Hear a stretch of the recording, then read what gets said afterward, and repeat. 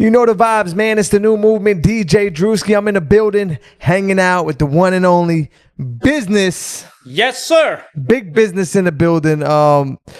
We haven't really ever sat and talked about like your whole story, but I've ran into you a lot of times, a lot of places. You are definitely not only following your dreams, but working hard at it. For sure, for sure. For starts, you picked up and left Amsterdam to move to New York. Absolutely, yeah. Talk about that experience, because that when somebody says, yo, I'm following my dreams, why did you feel like you couldn't follow your music dreams in Amsterdam? Why did you feel like you had to come to New York? Well, several reasons. First of all, before I moved to New York, I ran a business for a while. And I was done with that. Business got sold. And I was thinking, well, what am I going to do the rest of my life? I've been making music always. Also, when I had a business, I had a drum kit in my office.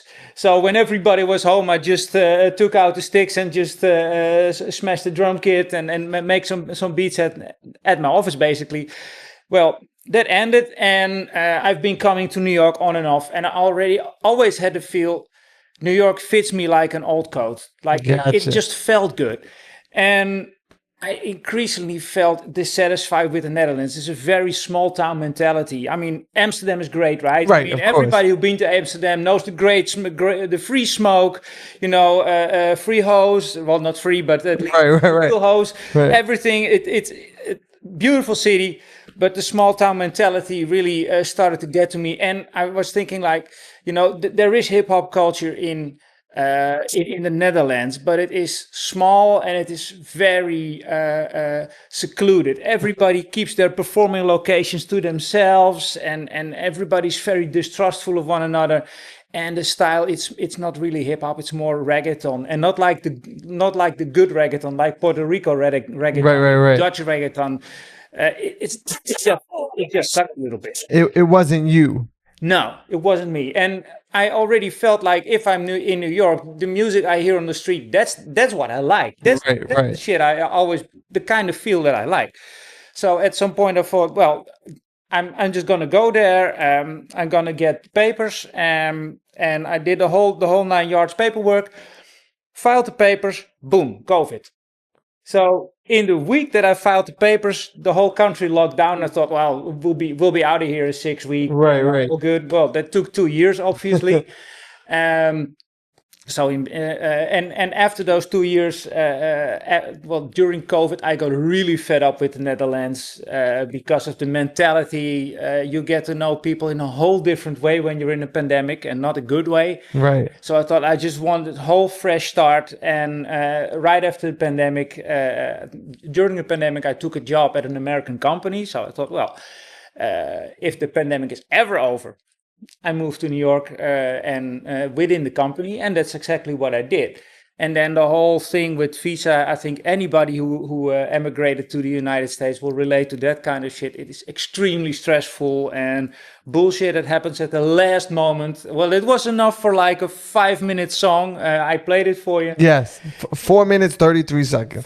Wow, you're exact. Yeah. Yeah, well... all the bullshit, it's so stressful, all the things, because every time you think, well, we're good to go, and then at the very last moment, something happens that puts everything in shambles again. So, yeah, I was so relieved that I finally was here. And, and every time if I'm back in the Netherlands for like visiting family or so, I just feel homesick. I just don't want to be in Amsterdam anymore, really. What was young business listening to in Amsterdam? I'm talking about like high school years, like 16, 15, the years that mold you, into like who you become. Like, what were you listening to at that time? Was there, like, as far as hip hop goes, was there American hip hop playing in the Netherlands? Yeah, there was, absolutely. And at the time I had a funk band with friends, and the bass player came with a cassette of Public Enemy. And it was It Takes a Nation. Well, the classic. And he gave me the cassette because he wanted to play Channel Zero with us, like, a really heavy version of hip hop. And I played the whole cassette and was like, whoa, what the fuck? This is what I want to do. So Public Enemy basically gripped me, and from that moment on, yeah, it never left me. And of course, there was all kinds of other stuff. Like I always loved Cameo, I always loved Michael Jackson. Of course. But yeah, really, that was your introduction. Yeah, that was really the introduction, and really also it hit like a bomb. I was so surprised what that was. I never heard something like that. It's crazy. Like, you hear different stories from different people. I think this is the first time someone told me Public Enemy was their introduction to not just hip hop, but to like follow their dream in music. So, because when I listen to your music, there is still that punk rock sound in your music still. Yeah. Right? So would you consider yourself a hip hop artist, a punk rock artist? Like, if someone asked, never heard your music before, and they say, well, what kind of music does Business make? Because you look interesting, you look like an artist, right? You come out sometimes with the shiny jackets on, and you got your so it's like you already have an interesting look. So people are gonna say, well, how would you label Business? Yeah, I would label myself as a rapper, not really as well.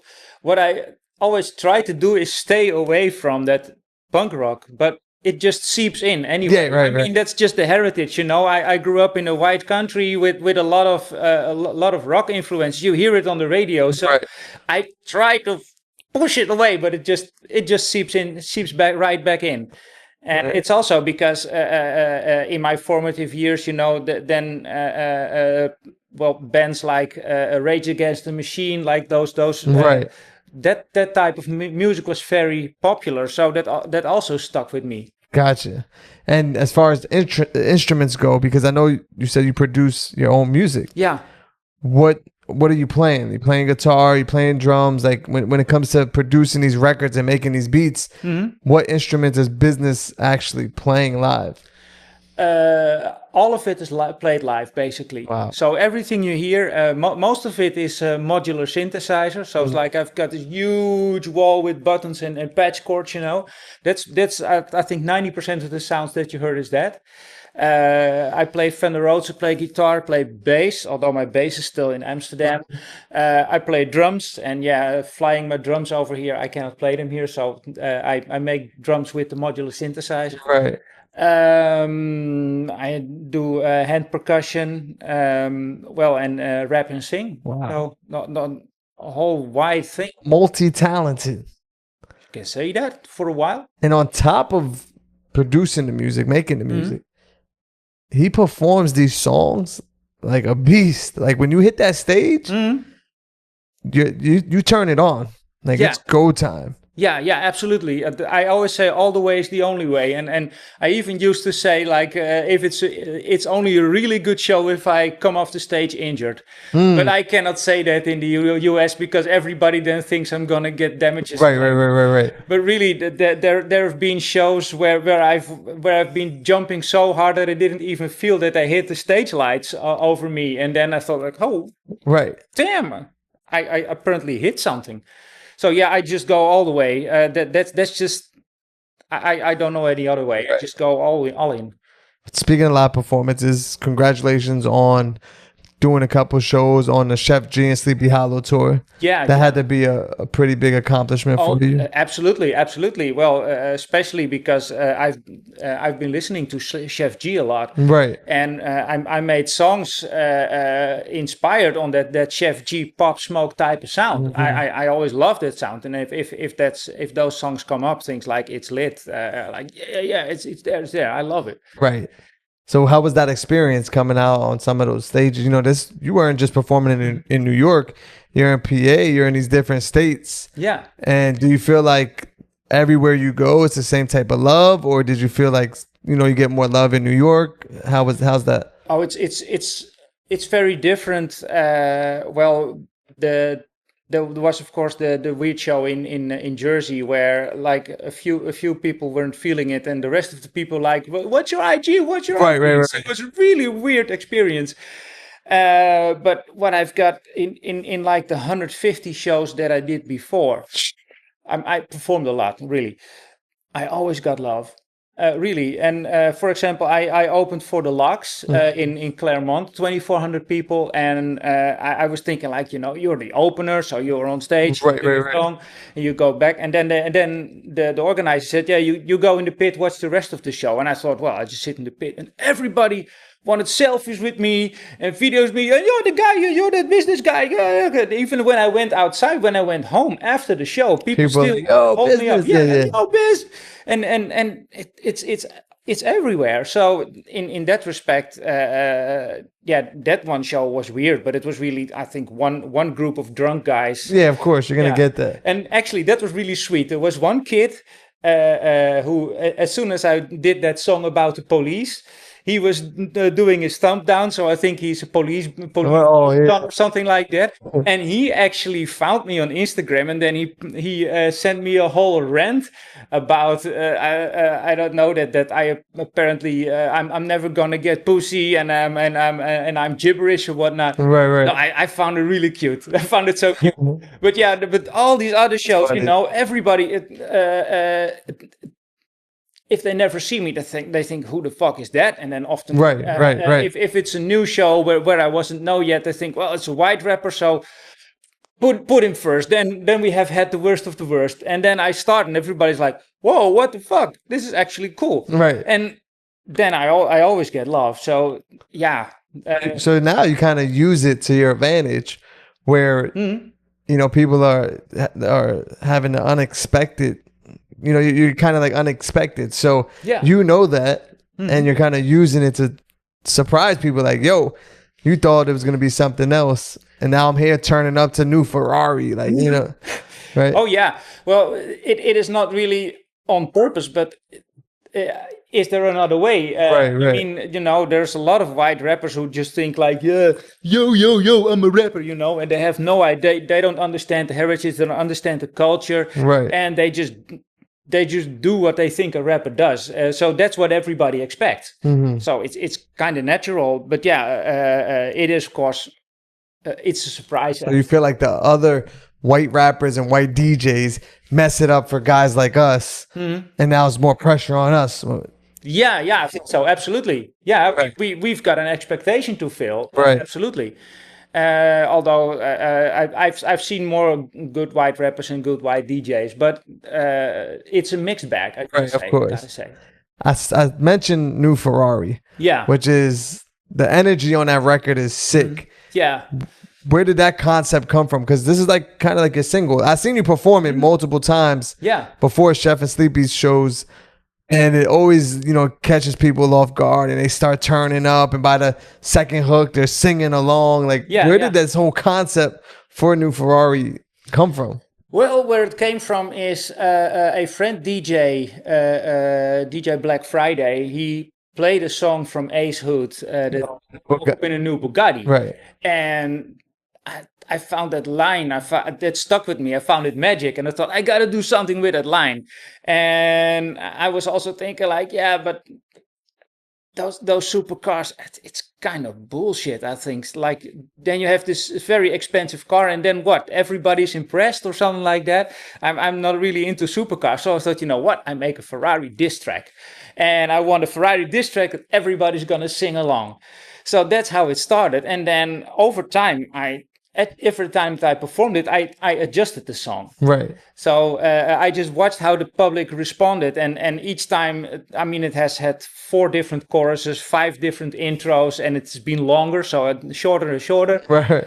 So I just maximized it for response, basically. And yeah, this is what it came to. And everybody, when I come somewhere, there's always people who know me nowadays. And they always say, you're going to do New Ferrari, you're going to do New Ferrari. Right. Yeah, I'm going to do New Ferrari tonight too. Chambers has a show in Maseroll Street tonight. Oh, tonight? Yeah. Oh, that's where you heading next? Yeah, and that's what I'm heading next. But it always starts late, and I've been performing for him so much that I have a little bit of leeway. Right. Shout out to D Chambers. Yeah, absolutely. Shout out to all the promoters out there and just people that put these shows together to give artists the opportunities, because, until you hit the big stage, you need these smaller stages to work out. And perfect your craft and get comfortable and learn your music. And, so when you do hit the big stage, you're ready. And I think that's for you has been the thing. It's like, yo, you perform anywhere in the hood, you pull up. If it's somewhere nice, you're pulling up. If it's a small stage, a big stage, business is you're gonna handle your business. Absolutely, and a shout out to a lot of people, not just D Chambers, but also Vibes and Press, also Nena Valid. What's his name again? Have you done a Hit the Beat show, Breeze? Have you done that one? Hit the Beat, DJ Rush. You did DJ Rush. I think I did that one too. Yeah. How about DJ Rush? You did the DJ Rush show? Yeah, I think I did. Yeah, but I did 150. So there's so many. There's this. I always have this when I have to pop up names. Right. I see the face in front of me and the name just. Well, speaking of names, how'd you link up with Webb and take over? Well, that's actually a weird story. I did a few shows for a lady named Asia Supreme, and she organized a few shows in like empty stores. And right. Often these empty store shows, those are the best because the vibe in those places is through the roof. And turns out the third show that I did for her, the third show. Was in a $3 bill. That's the gay joint. They also have a big stage in a corner that's not really used, and I performed there, and it went well. And then later it turned out to be a competition. At least that's what Asia said. And then she said, "Well, I'm going to introduce you to somebody." Well, that turned out to be Webb, and first she wanted me to play the music, and then she relayed it to Webb, and then Webb was interested, and he said, "Yeah, I fuck with this. Come over to the studio and play these songs for me." So yeah, that's how it started. Right. Really, like an introduction. And that's how most relationships start. Is based on introduction from someone else. Yeah. And that comes from being outside, like you said, being out there, performing shows, being in front of people. That's how you build relationships. That's what business is all about. Now, you play me a couple records. There's records on your website. Are we getting a project? Is that what you're working on? Or you just dropping singles right now? What's the plan as far as the music goes? As far as the music goes, it's just dropping singles. Got it. I always had this idea of making an album, but my taste evolved over time, and I just don't want to make B tracks. I want all the tracks to be single worthy, and that means I put months of work in that, and while I put months of work in each song, then my taste evolves, and then it doesn't really fit together as an album. So I just be practical and put out singles. Which is I try to tell artists these days, like, yo, there's no rush to put out a project. No. Like, just drop singles, put resources behind it, put a lot of energy behind these records, let them build, and just keep dropping singles. But so I'm glad that you decided, yo, I'm gonna just drop singles and keep it pushing. To me, the most important is impact, and that the people fuck with it. That they just engage with what I'm doing, and the whole rest will come. Right. Well, for people that are just tuning in, what's the best way to lock in and follow this journey that you're on? How can they tap in with everything? I think best way is follow me on Instagram. That's business_NYC. Right there. Everything's up there. The website. Yeah. There's the website is there. I also got this website, businessman_businessman.nyc. There I put music out that I don't have on the streamers yet. So there I also upgraded when I changed songs. I uploaded there first. Right. So you hear things there that are not live yet, so to say, and may change. Right. Unreleased. Exclusive business on the website. So make sure you go check it out. Business exclusive. Tap in. You see, you got business everywhere. Business chain, business jeans. Yeah. I'm sure that I'm surprised your sneakers don't have business on it, man. Yeah, well, they're standing on business. Yeah, I should maybe have sneakers with business on it. But I already have this for 10 years, but they still. Those sneakers are 10 years old? Yeah, but I only wear them for performances and what? You gotta put them in the camera real fast so we can see them. Yeah, look here. I mean, if you look close, they're a little bit worn, but yeah, but for 10 years old, mine are like a year old, and they're like almost the same. Well, just use them sparingly. That's the thing. Why 10 years? Just because you don't really buy sneakers, or Yeah, I buy a lot of sneakers, but those are your favorite? these are, yeah, that's it. I mean, I've also bought silver Adidas sneakers the other day. It's actually a ladies' tennis shoe, so the biggest size just fit me. And maybe I'll start wearing that one, Right? because they're really shiny. Nah, for someone that has sneakers for 10 years, you keep them in good shape. Mm-hmm. He's Yeah, really standing on business. You heard? Absolutely, and I'm really careful with my sneakers. Like, I take care of them. I had a whole collection in Amsterdam, like 20 pairs or so. Wow. But just take care of them. Don't let them get ugly. I would have never guessed 10 years. 10 years. Business in the building. DJ Drewski, the new movement. I'm sure he'll be back soon with new music, new videos. I feel like we need some new videos though. All I seen on the site was new Ferrari video. Are we getting some new visuals? Oh, probably. Well, the new Ferrari one is just like out for 24 hours now. Oh, that just dropped. Congratulations. Yeah. Congratulations. It was a collaboration with Web. We just made it. Nice. Yeah, and I'm really happy with it. It's amazing how it turned out with the drone shots and everything. Right. So yeah, there will definitely be more videos, but first we're gonna push this one really hard. Yeah, nah, we need some more visuals from business, because you're a movie, bro. You're a movie. You're like you're yourself, but you're still like a character to people. Like, it's interesting when I watch from the outside to see how people react. I'm like, oh, he's a movie. Thanks, man. Yeah, it's just me doing my role, but yeah, I am weird, so I'm always a character. Right. Business, DJ Drewski, the new movement. Tap in. Let's go.